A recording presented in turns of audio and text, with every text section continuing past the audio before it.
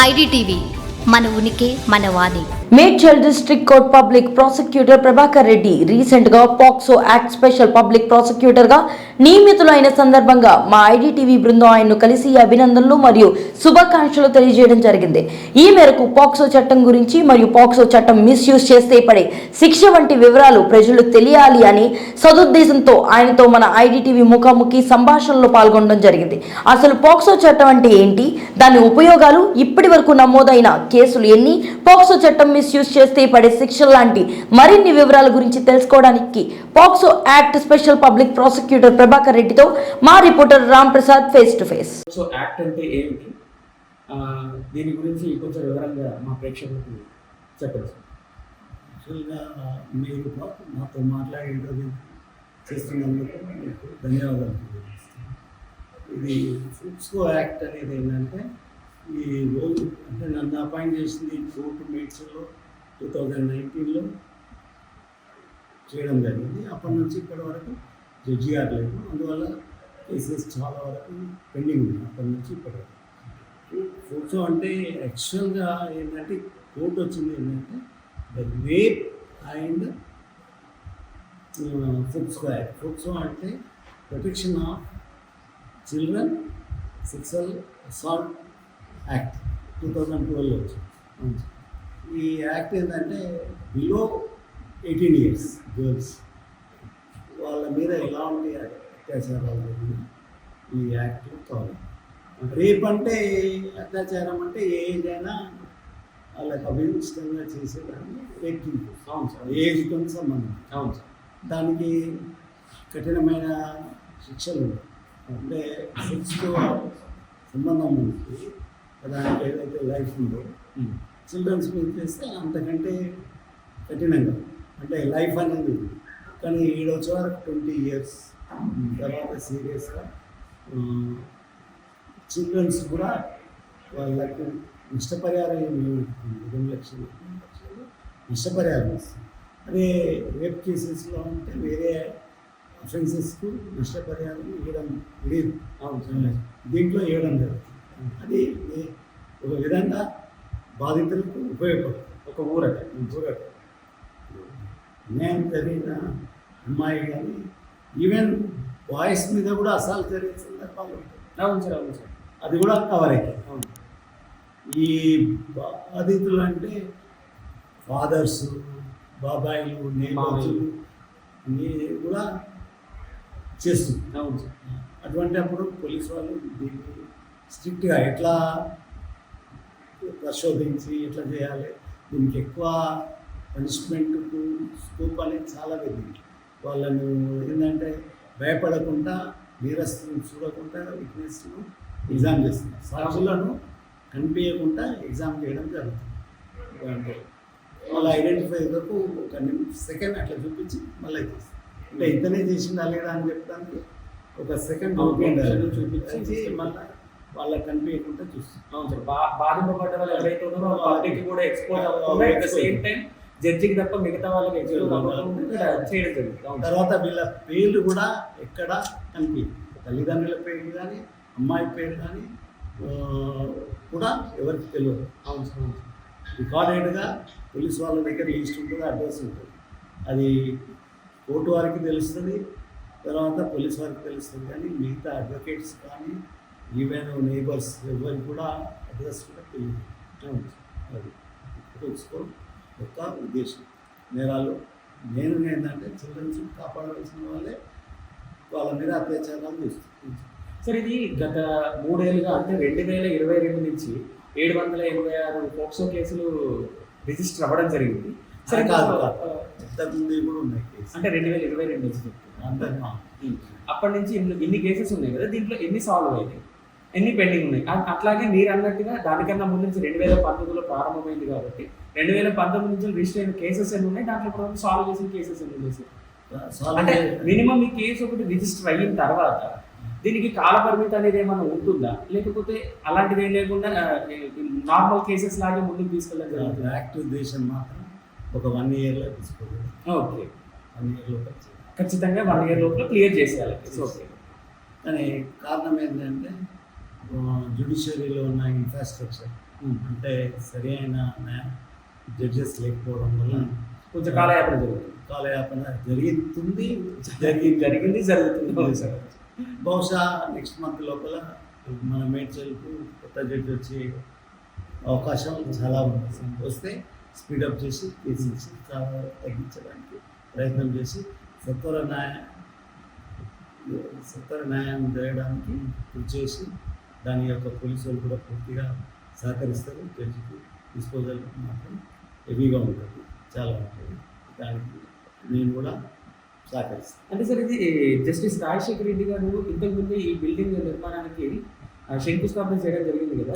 Still ఇప్పటి వరకు ఆ జడ్జిని నియమించకపోవడానికి గల కారణాలు అంటే నియమించడానికి మీ వంతు కృషి ఏం చేయబోతున్నారు? ఇప్పుడు 1 month లో వస్తున్నారు అని అన్నారు, అది కరెక్ట్ అయినా లేకపోతే ఇంకేమైనా కాలయాపన జరిగే అవకాశం ఉండాలి? దీనికి ఏంటంటే డిస్ట్రిక్ట్ బైఫర్కేషన్ కావడం వల్ల జిల్లా జడ్జిలు స్ప్రెడ్ అయిపోయారు. ఓకే, ప్రతి జిల్లా కూడా జిల్లా జడ్జిలు ఉన్నారు. అవును సార్. తర్వాత కూడా అదర్ జడ్జెస్ కూడా అవసరం.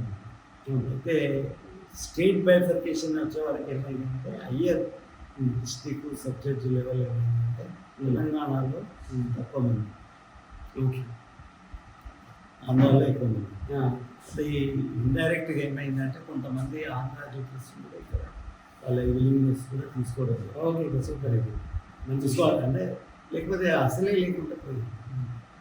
ఈ మధ్యకాలంలో ఎడ్యుకేషన్ ప్రకారం రిక్రూట్మెంట్ అనేది స్లో డౌన్, కోట్లు పెరిగినాయి. పెరగడం వల్ల ఏమైంది అంటే దీనికి కాలయాపన జరగడానికి కారణాలు. అంటే సార్ ఇది ఓకే, ఇప్పుడు నార్మల్ క్రైమ్స్ చేసే వాళ్ళకి జడ్జెస్, ఇప్పుడు అంటే నార్మల్ క్రైమ్స్ ఉంటాయి కదా సార్ కోర్ట్స్, దాంట్లో జడ్జెస్ కొంచెం కాలయాపన అయినా పర్వాలేదు. కానీ ఫోక్స్ అంటే కొంచెం స్పెషల్గా తీసుకొచ్చినటువంటి యాక్ట్ కదా, దీంట్లో కొంచెం దానికన్నా కొంచెం సత్వరంగా దీంట్లో నియమిస్తే బాగుంటుంది అనేటువంటి ఫీలింగ్ జనాలు ఉంది. అట్ ద సేమ్ టైం న్యాయ వ్యవస్థలో కూడా ఉండే ఉంటుంది. ప్రభుత్వం దీనికి ఎందుకు సపోర్ట్ చేయట్లేదు? అంటే ప్రభుత్వం తరపున ఏమన్నా సపోర్ట్ లేదంటారా, లేకపోతే న్యాయ వ్యవస్థలో కొంచెం జాప్యం ఉందంటారా? ఇప్పుడు ఒక విధంగా చెప్పాలంటే ప్రభుత్వం జోక్యం అనేది లేదని చెప్పచ్చు. ఓకే, కానీ ఇప్పుడు అసలు ఇక్కడ ఇన్ఫ్రాస్ట్రక్చర్ తెచ్చిస్తే లేదు, షార్టేజ్ ఉంది. ఓకే, ఇప్పుడు షార్టేజ్ అంటే అజిటేషన్ వల్ల రిక్రూట్మెంట్ అనేది స్లో డౌన్ అయింది. ఓకే, స్లో డౌన్ అనేది సైమల్టేనియస్గా జిల్లాలు పెరిగినాయి. ఓకే, జిల్లాలు పెరగడం వల్ల కోర్టు కూడా, ఫర్ ఎగ్జాంపుల్ జయశంకర్ భూపాల్పల్లి అనేది ఒక జిల్లా కోర్టు ఏర్పడ్డది. అవును సార్, ఏర్పడదు. దాంట్లో ఎలాంటి కోర్టు లేదు. డిస్ట్రిక్ట్ బైఫర్కేట్ అయ్యేటప్పుడు మ్యాజిస్ట్రేట్ నుంచి జిల్లా జడ్జి వరకు ఎలాంటి కోర్టు లేదు. అది ఇంతకు మేబీ పెద్దపల్లిలో ఉండింది అనుకుంటా. అంటే వేరియస్ డిస్ట్రిక్ట్స్లో మెర్జ్ అయింది. కరెక్ట్ ఇన్ఫర్మేషన్ లేదు కానీ జడ్జి లేదు అనేది వాస్తవం. ఒక్క కోర్టు కూడా లేదు. అంటే అటువంటిది ఒక జిల్లా కోర్టు ఏర్పాటు చేసింది. జిల్లా కోర్టుతో పాటు సబ్ కోర్టుతోనే మున్సిపల్ కోర్టు వచ్చింది. అంటే ఆ విధంగా ఈ జ్యుడిషియల్ ఆఫీసర్ అనేది షార్టేజ్ అయిపోయింది అక్కడ ఏరియాలో. అయితే ఈ సిటీలో వచ్చేవారికి ఏమైందంటే క్రైమ్ పాపులేషన్ ఎక్కువ, క్రైమ్ ఎక్కువ, మీ జిల్లాకి ఇంతమంది కోర్టులు ఉన్నాయి, ఇంతమంది జడ్జెస్ ఉన్నారు అనేది కూడా one of the consequence.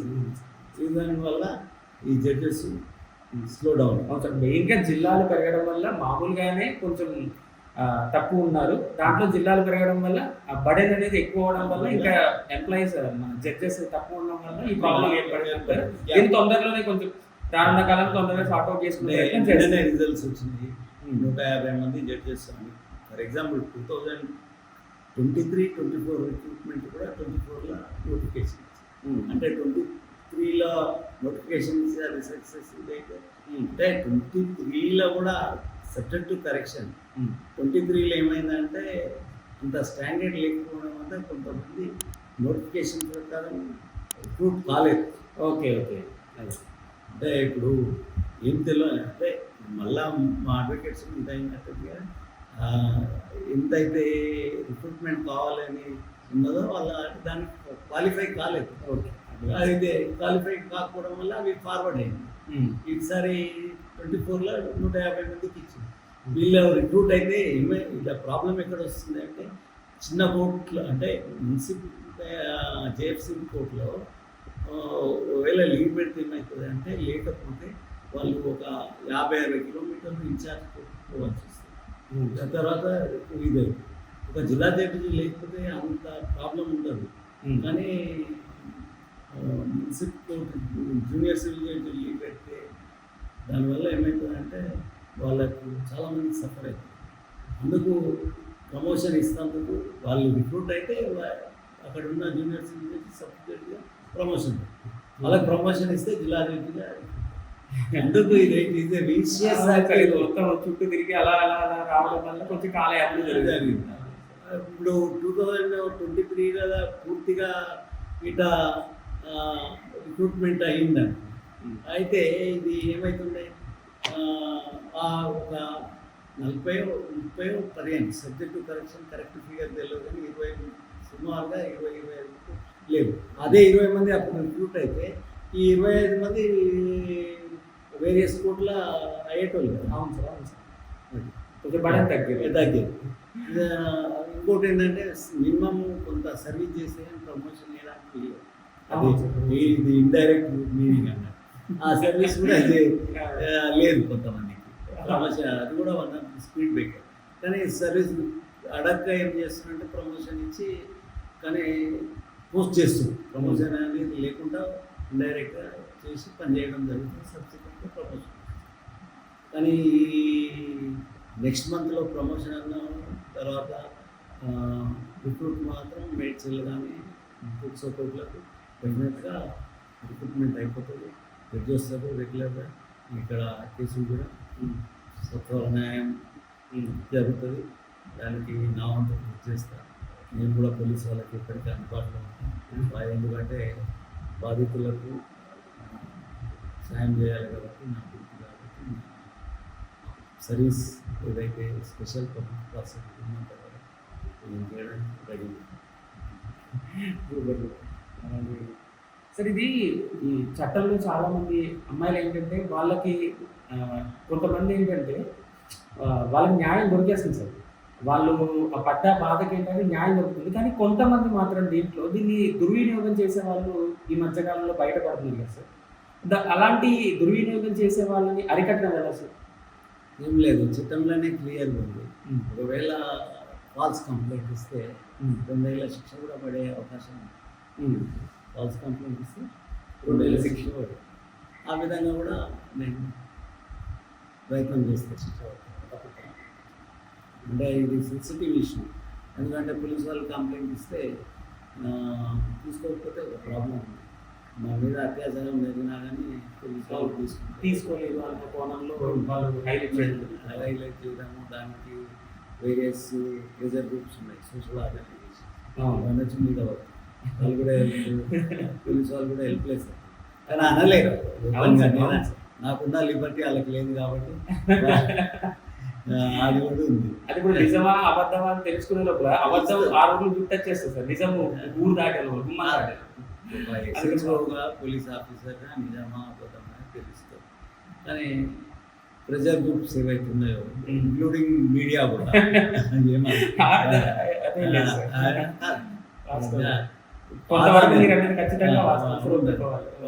Victim వచ్చి ఏడుస్తుంది, నన్ను రేప్ చేసినా కానీ పోలీసు వాళ్ళు ఎవరు పట్టించుకోరు, మా అమ్మాయిని రేప్ చేసినా ఎవరు పట్టించుకుంటున్నారని అంటారు.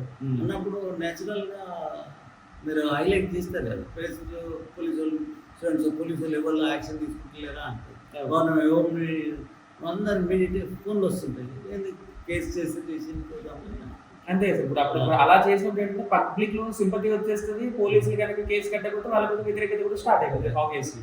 అందుకని వాళ్ళు మూవ్ అవ్వాల్సి వస్తుంది. అన్నిసార్లు నేను అనలేదు, అదేనండి కొన్ని సందర్భాలు. నేను అందుకే ఇందాక అన్నాను కదా, అది కాదు కొన్ని సందర్భాలు జరుగుతుంది. దాన్ని అరికట్టడానికి న్యాయ వ్యవస్థ ఏంటంటే ఇట్లాంటి తప్పుడు కేసులు ఇచ్చినప్పుడు వాళ్ళకి శిక్ష పడేటప్పుడు ప్రయత్నం చేస్తున్నాను. నేనైతే నిర్ణయం తీసుకున్నాను. ఇదివరకు ఈ తప్పుడు ఇచ్చిన వాళ్ళ మీద శిక్షలు పడ్డ సందర్భాలు నెగ్లిజబుల్, పర్లేదనే చెప్తాను. ట్వంటీ అమ్మాయి కదా లీనియంట్ ఉన్నట్టు అనిపించింది. పడితే పడి సబ్జెక్టు కరెక్షన్ ఇది శిక్ష చేసినట్టు అనిపిస్తుంది. దీనికి కారణం ఒకటి ఉంది. ఇవాళ మనీ అనేది చాలా ఇంపార్టెంట్ సొసైటీలో. ఎక్కడే ఫ్రమ్ డౌన్ టు డెక్. ఇది ఏమవుతుందంటే అత్యాచారాలు నిజంగా జరిగిన ఒక్కోసారి మనీ పవర్ఫుల్ మనీ వాళ్ళు ఏదో విధంగా మేనేజ్ చేసి సిచ్యువేషన్. ఇక పోలీసు వాళ్ళు ఏమనుకున్నా మీరేమనుకున్నా పేదోళ్ళు బిలో పవర్టీ లైన్లో జైలు వాళ్ళకి శిక్ష పడుతుంది అనేది కాదు. ఇదైతే అఫోర్డబుల్ పీపుల్కు శిక్ష పడడం కష్టము, వేయించడం కష్టము. దానికి కారణం ఏంటంటే ఇప్పుడు నేను ముందుగా ఒక వర్డ్ అన్నా, మనీ మాఫియా అనేది మనీ యొక్క ఇన్ఫ్లుయెన్స్ అనేది ఉంది. ఆ ఇన్ఫ్లుయెన్స్తో బయటపడుతుంది. అవును సార్, అవును సార్. అది కూడా మనం తెలియదు. అమాయకులు డబ్బు లేని వాళ్ళు ఎవరైతే ఉన్నారో వాళ్ళకి ఎవరు ఉన్నారు కాబట్టి శిక్ష ఆటోమేటిక్గా పడుతుంది. చేయలేదు. అది నాట్ ఓన్లీ ఇది వరల్డ్ మొత్తం ఇదే entire world, not only confine to Medchal or Hyderabad entire world is important. డబ్బున్న వాళ్ళకు న్యాయం ఒక విధంగా ఉంటుంది, డబ్బు లేని వాళ్ళకు నాట్ ఓన్లీ డబ్బు, ఇట్ ఈస్ ఇన్ఫ్లుయెన్సర్స్ పొలిటికల్ కానీ పొలిటికల్ బ్యూరోక్రసీ యొక్క ఇన్ఫ్లుయెన్స్ కూడా ఉండొచ్చు. Bureaucracy also influence money. కొంతమంది ఈవెన్ జ్యుడిషియరీ ఓన్ పవర్స్ ఉన్నాయి. కొన్నిసార్లు మంచి రిచ్ పీపుల్ కూడా శిక్షపడ్డ సందర్భాలు పడతాయి. పడయాన్ని కూడా అనలేము, అవును పడతాయి.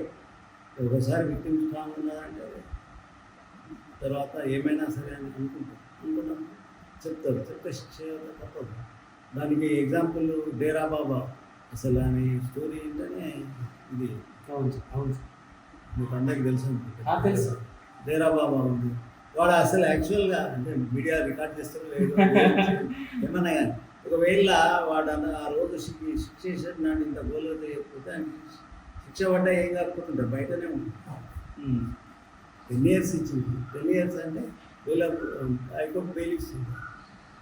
బెయిల్ ఇస్తే అటు బయటకు వస్తుంది, ఓ వారం రోజులలో ఉంటుంది. కానీ వాడు చట్టాన్ని చేతిలో తీసుకున్నందుకు కాన్సిక్యూటివ్ అన్నారు, కాంకరెంట్. ఇది కాన్సిక్యూటివ్ కాంకరెంట్ అనేది మీకు తెలుసా లేకపోతే చెప్పమంటారు? ఎక్స్ప్లెయిన్ చేయండి. అంటే తెలియాలి. కాన్సిక్యూటివ్ అనేది ఏంటంటే ఒక చట్టము ఒక నేరం తర్వాత ఇంకో నేరానికి శిక్ష, ఒక నేరంగా శిక్ష పడితే శిక్ష కంప్లీట్ అయినాక ఇంకో కేసులో శిక్ష పడ్డది, లేకపోతే ఇంకో ఆఫెన్స్లో శిక్ష పడ్డది. అప్పుడు దాన్ని కాన్సిక్యూటివ్లో ఏమవుతుందంటే ఒకటి అయిపోయినాక ఇంకొక శిక్ష స్టార్ట్ అవుతుంది. కాంకరెంట్ అంటే అన్ని శిక్షలు ఒకటేసారి అమలు చేస్తాం. నేను 100 కేసులు చేసాను. 100 కేసులకు 5 ఏళ్ళు శిక్ష పడ్డాను. 5 ఏళ్ళు కూడా అన్నిటికీ ఒకటేసారి అయిపోయింది. ఓకే. కాన్సిక్యూటివ్. కాంకరెంట్ అనేది డేరా బాబా, నాకు తెలిసినంత వరకు డేరా బాబా అనేది ఫస్ట్ పడ్డదని అనుకున్నాను. సబ్జెక్ట్ కరెక్షన్ నాకు తెలిసినంత వరకు నేను 88లో ఎన్రోల్, 87లో ఎన్రోల్ చేసిన. 88 వరకు నుంచి ఇప్పటివరకు పాత జడ్జిమెంట్ చదివిన, తర్వాత న్యూస్ పేపర్లో శిక్షలు కూడా చూసిన. ఎప్పుడు కానీ ఈవెన్ వర్చువల్గా జడ్జిమెంట్ చూసినా కానీ ఎప్పుడు కానీ కాంకరెంట్ జడ్జిమెంటే ఉంటుంది. కాన్స్టిట్యూటివ్ అనేది Dera Baba first time. Okay. Sir, ఇది సమాజంలో చిన్నపిల్లల మీద ఇలాంటి లైంగిక వేధింపులు జరగకుండా యువకులకు కానీ ప్రజలకు కానీ మీరు ఇచ్చేటువంటి సందేశం ఏంటి? మరి మీడియాలో మీరు ఎట్లా రిసీవ్ చేసుకుంటారో నాకు తెలియదు. ఎడిట్ చేశారు అట్లా మీరు ఎడిట్ చేస్తా అంటే చెప్తాను.